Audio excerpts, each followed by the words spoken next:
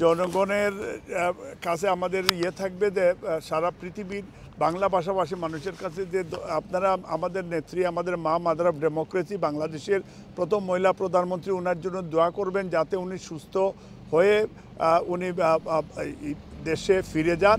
এবং এটা ইনশাল্লাহ আমরা হোপ ফর বেস্ট, এবং উনি ফিরেও যাবেন ইনশাল্লাহ।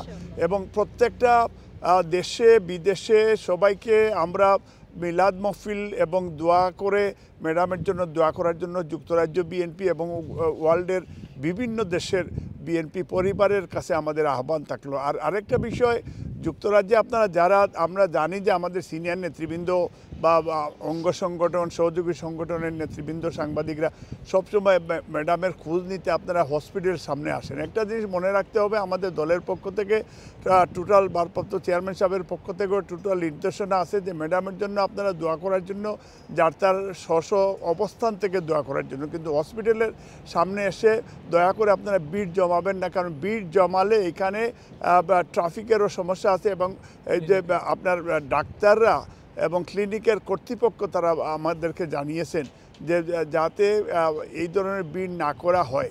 তাহলে এই দলের নির্দেশ আপনাদের প্রতি থাকলো যে আপনারা দয়া করে এখানে অযথা ভিড় জমানোর কোনো দরকার নেই। আমাদের বক্তব্য একটাই, সভাপতি সাহেব দিয়েছেন বক্তব্য, বেশি বেশি করে আমাদের মা বেগম খালেদা জিয়ার সুস্থতার জন্য দোয়া করবেন, এটাই আমাদের আহ্বান।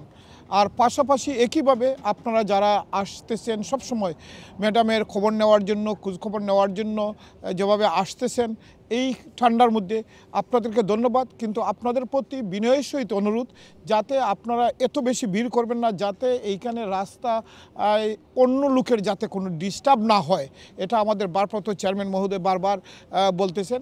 এবং আমাদের বিএনপি নেতৃবৃন্দ যাতে না আসেন এখানে, কারণ এখানে আসলে হসপিটাল কর্তৃপক্ষ, ডাক্তার এবং অন্য যারা পেশেন্ট আছে তাদের অসুবিধা হতে পারে।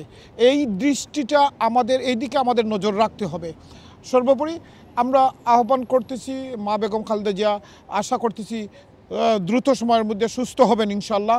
ওনার ট্রিটমেন্ট চলতেছেন। ডাক্তার জাহিদ ভাই এখন আপনাদের সামনে ব্রিফ করলেন। আপনারা দোয়া, আপনাদের মাধ্যমে সবার কাছে আমরা দোয়া চাচ্ছি। আমি একজন চিকিৎসক, আমি এভিডেন্সের বাইরে কোনো কথা বলতে চাই না। পত্রিকা বা সোশ্যাল মিডিয়াতে কি লেখা হয়েছে ওটি নিয়ে আমি কোনো মন্তব্য করতে চাই না। আমাদের পরীক্ষা নিরীক্ষার পরে যেটা ফাইন্ডিংস আসবে সেটা আসবে। আমরা ওনার চিকিৎসা 2017 সেপ্টেম্বর এখানে ভালো চোখের চিকিৎসা করিয়ে গেছেন।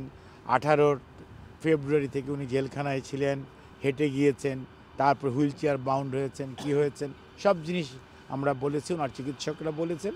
এখন পরীক্ষা নিরীক্ষা যা বের হয়ে আসে সেটাই, আমি কোনো স্পেকুলেশন করতে চাই না। ধন্যবাদ।